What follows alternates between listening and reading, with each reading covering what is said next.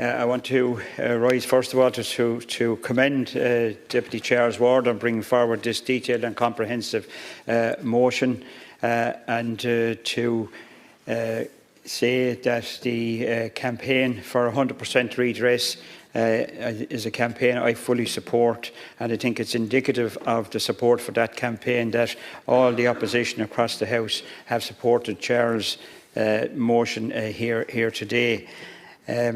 It's a detailed and comprehensive motion, as I said, and it highlights the fact that light touch regulation, facilitated and supported by the state, is at the root cause of the devastation that this defective concrete has caused for thousands of families, particularly in Donegal and indeed right across the west of the country. The government calls the 2022 Act enhanced, yet the reality for homeowners is very different. Thousands are still living with partial repairs, repeated works and ongoing risk. The Act responds to a crisis that the state itself created, yet it fails to acknowledge that responsibility.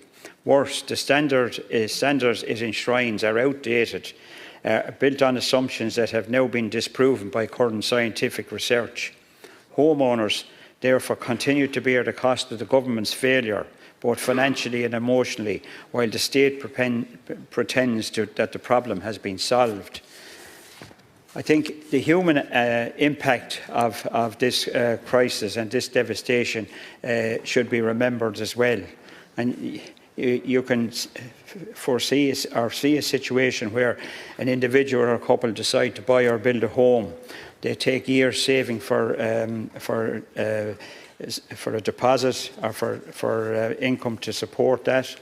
They take more time finding a mortgage to buy or to build that home. Then there's the joy of the completion of the home and moving into the home, and the initial period of joy, as I say. And then there's the devastation that the house is totally falling apart.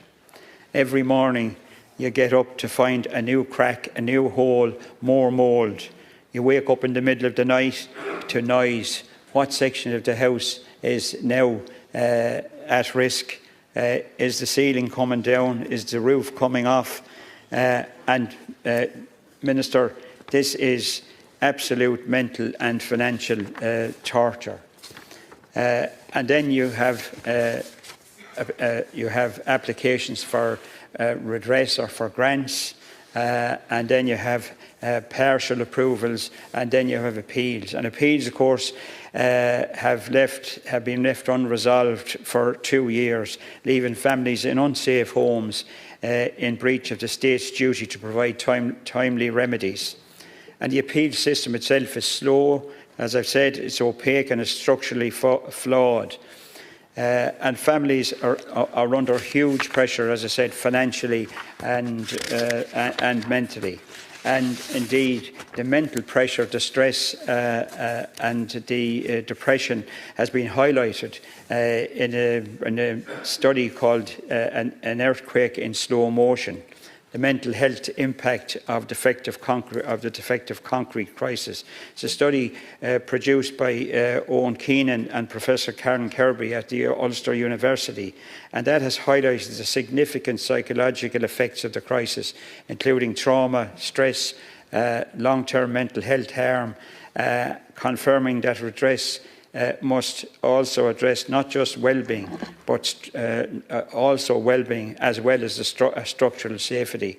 I absolutely support the campaign for 100% redress for families affected by this, and I think, Minister, it's time that the government takes note of this scheme, of the devastation it has created, of the absolute mess that the Act, the 2022 Act, has created, and remedies this situation once and for all. Thank you.